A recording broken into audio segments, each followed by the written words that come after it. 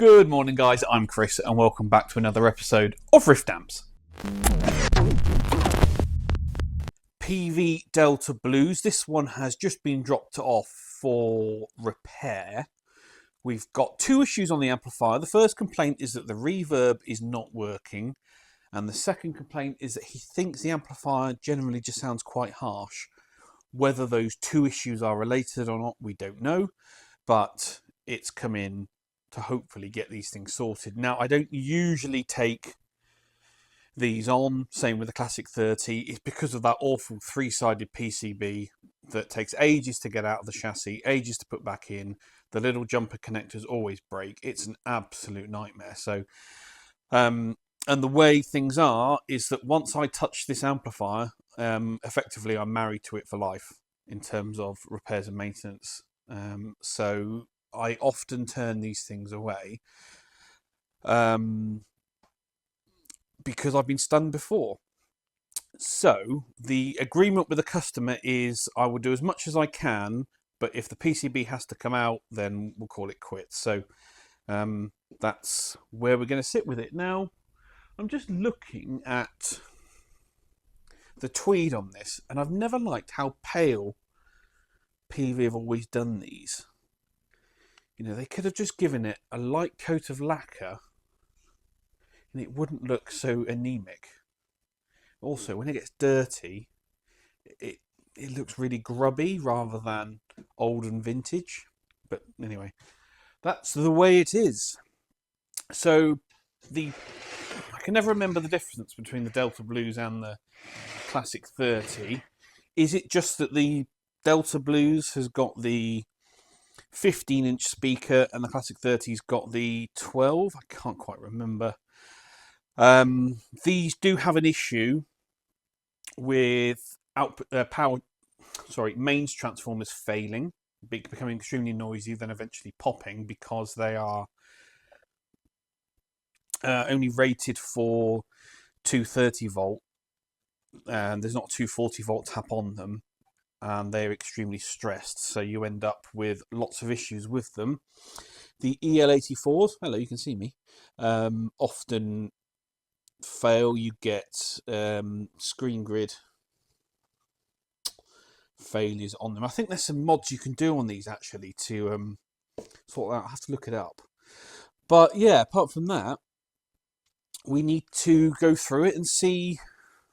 Well, let's do the basics first. Let's take the valve shield off.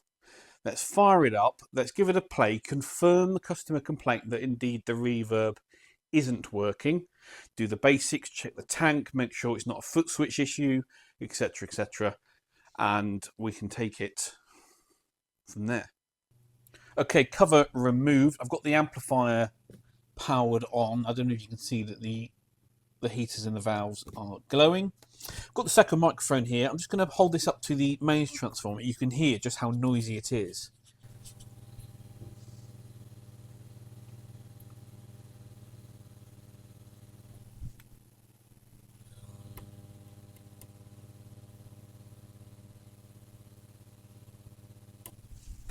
Yeah, so quite noisy there. The other thing I've noticed is with the reverb control on 0, sorry, if I bring the reverb control up, we do get a noticeable increase in hum. Reverb control on 0, and if I bring it up to 6.5, 7, and then all the way up to 12. So there is some reverb noise there, and if I manipulate the tank,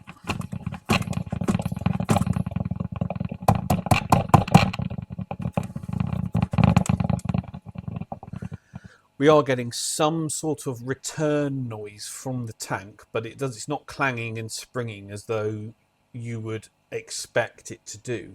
So there's definitely something weird going on there. So I'm just going to pull the tank and have a look and see what we can find.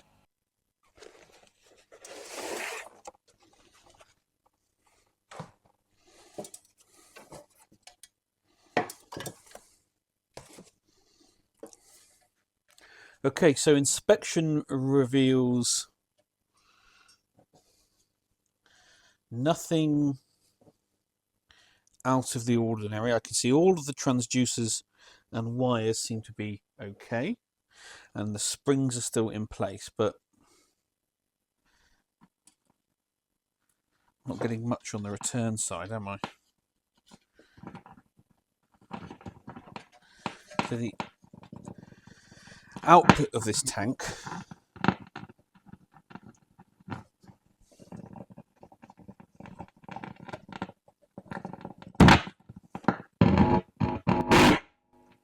okay, interesting. So if I touch the return wire back to the circuit, we're getting noise, but we're not getting anything out of the tank. So do we have an issue with this transducer? Maybe.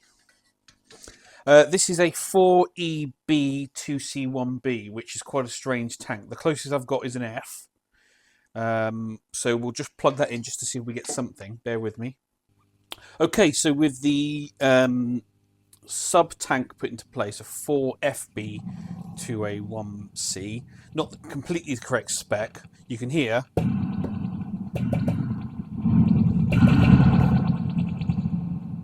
that our reverb has returned. So easy enough to diagnose a faulty tank. So I need to look up to see if I can get this specification tank, how much it's going to be, and I can call the customer and give him a quote. Working on the boards for the limited run of 57 Tweeds, the ones that are getting the Alnico speakers. So boards being cut and drilled.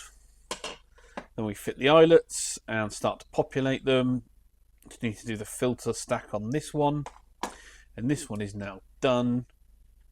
Just need to give it a haircut, and then I can start with my wires and things. So yeah, coming on really nicely. I haven't built a 5E3 in a while now, so I'm really looking forward to it, and I'm enjoying the process. So yeah, really, really good. Next thing I've got to do is I've just got to do a quick test fit of the speaker into the cabinet, just to make sure there's going to be clearance against the output valves, or whether I need to shift the chassis slightly left or right. So that's kind of my next job, but it's not overly important. Got lots of things to do. Really enjoying this. 5E3 boards. Quickly working on the Car Mercury. I have reflowed every single joint on this socket here, the reverb driver, and it hasn't made a difference. So looking at the pins themselves, none of them look overly loose, apart from one. So we're just going to try and give that a tension up, and if that doesn't fix it, then we're going to need to replace that socket, I think, which I really didn't want to do, but if that's what it's going to need, then that's what it's going to need. But until we can get those noises sorted out, I can't even begin to look at the issue with the power reduction circuit we've got. So still fighting it, still working on it.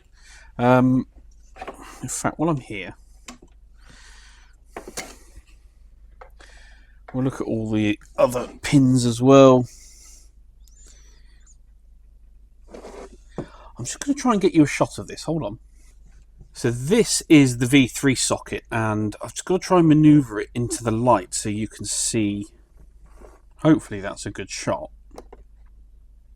But we've got, and when you're looking at a socket from this orientation, you're counting anti-clockwise. So this is pin 1, 2, 3, 4, 5, and so on. You see all of them look good, apart from 3.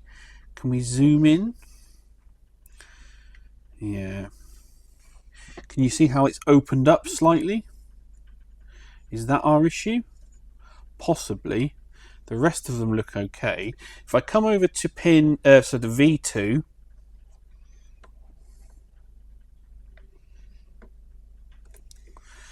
They all generally look okay. At least none of them are opened up really far. But we go to V1, we can see that pin 3 again, 1, 2, 3, has opened up. So is that our issue? Shall we try and retension these sockets and hopefully that cures our issue? If not, are we going to have to end up replacing 1 or even 2 sockets? I'm telling you now, this particular pin feels very, very loose, very flimsy. I mean, has it what? I can't. There you go. Every time I try and tension it and sort it, it moves into a different position. It just doesn't feel great. It feels like that metal at any point is just going to break. Like it's been overworked too much. Pin 2 feels great, but pin 3 on V3 just feels terrible. I'm not confident that if I get that tight enough, I'm not confident that it's actually going to retain its tension. See if we can improve this one.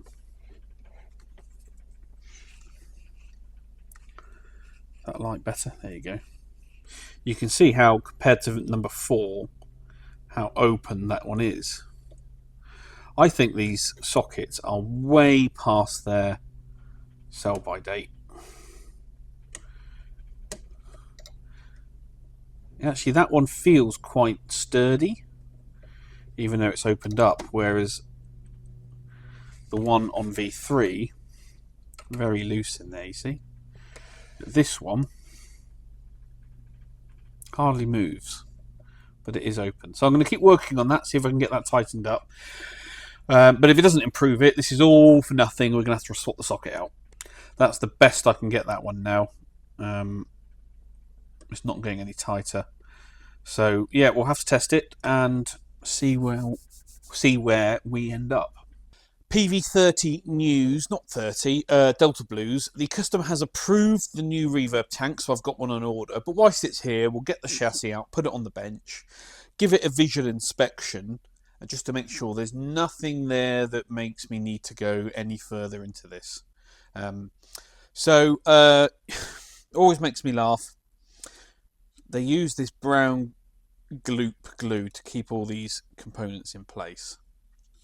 And it's an absolute nightmare to get these components out once these are in. But there you go. So I remember I was talking to you about this 3-sided PCB. Well, here it is. So it's done for ease of manufacturing, get you in there, and ease of construction, but not for ease of service. So it's this 3-sided PCB. You've got your valves on this board. We've got components on the side board and components and our pots, sockets and things on this top board, and it's all one piece. And as you can see, it's got all these little jumpers. We zoom you in. All these little jumpers that connect the 3 boards together. Now, if you need to remove this board, it's all the knobs off, all the nuts and washers, and what you have to do is you have to bend this board down quite far so the shafts clear the control plate, and then you can pull the whole board out. Sounds easy. It's not. It's an absolute nightmare. And you are 100% guaranteed, either when taking the board out or putting it back in, to break one or more of these little connections, whether it's itself or the solder pad or joint.